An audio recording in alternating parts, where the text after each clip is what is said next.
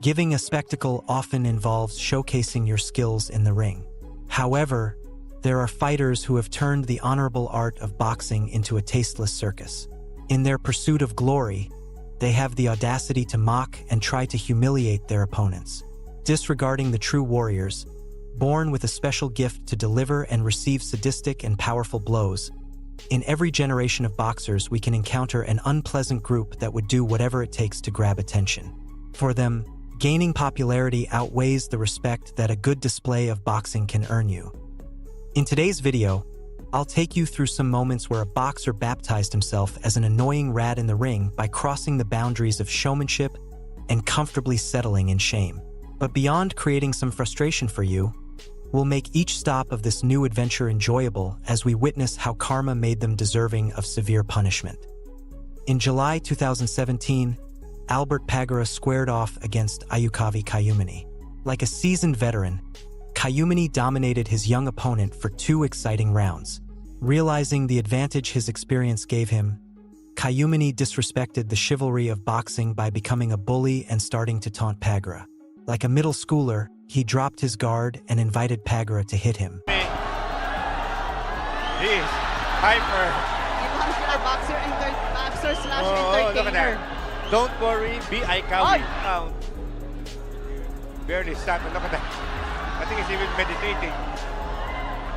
Making his debut as the next pop sensation, Cumini took center stage and used the spotlight to shine with somewhat curious dances. His attitude made it clear he didn't take his opponents seriously. He even disrespected Pagara's trainer when, in the middle of a clinch, he mocked him. When Pagara finally had enough, karma dealt Cumini a harsh blow. A powerful combination of right-left hooks was enough to leave the immature fighter lying on the canvas. Natatawa si Milan Bilindo.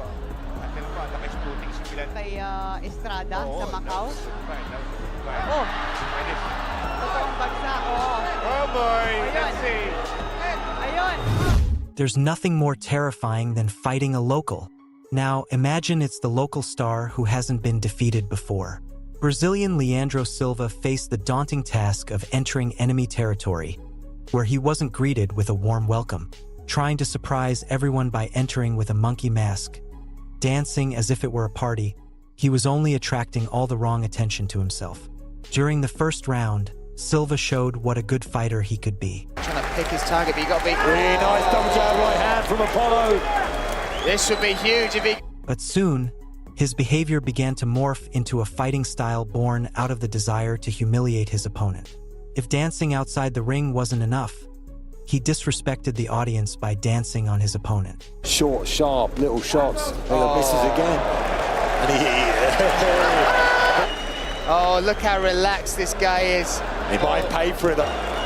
Picking and landing. The confidence he gained from winning the first round made Silva celebrate as if he had emerged victorious from the fight. But he didn't know what awaited him around the corner. Mazik entered the second round throwing fire punches. Silva was forced to dance one last time when Mazika's powerful left hook caught him. Big left hand lands. With half of his body inert outside the ring boundaries, karma had made him pay dearly for the mediocre show he decided to put on. Shane Mosley is known for being a humble fighter, despite his formidable punching power. Unfortunately, the same cannot be said for Ricardo Mayorga.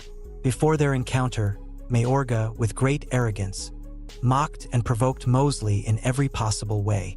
He disrespected him by exhaling cigarette smoke in his face, but it escalated to a higher level of disgust when he directed his dirty attacks at a third party. During the press conference, Mayorga made a sexual gesture towards Mosley's wife. From that moment on, karma had already passed judgment, and this rat had to pay dearly for crossing the line with a woman. Mosley not only stepped into the ring that night to defend his dignity, but he also had to uplift his wife and send a clear message. Messing with his family is completely out of bounds.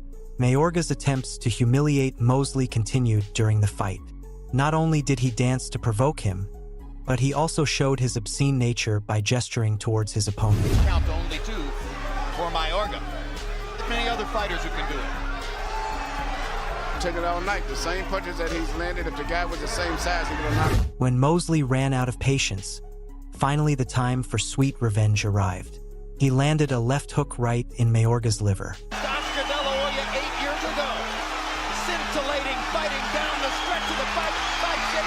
On his knees and completely shattered, the dirty rat ended up being the mockery of the audience he tried to entertain with his disgusting attitude inside and outside the ring.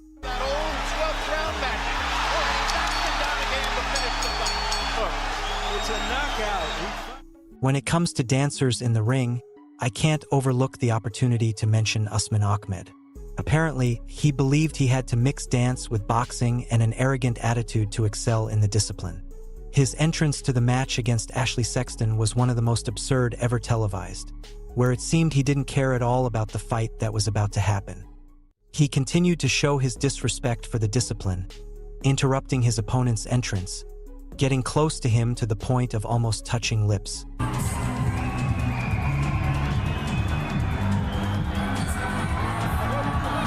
Unfortunately for him, his dance moves lasted longer than the boxing demonstration Sexton allowed him to give.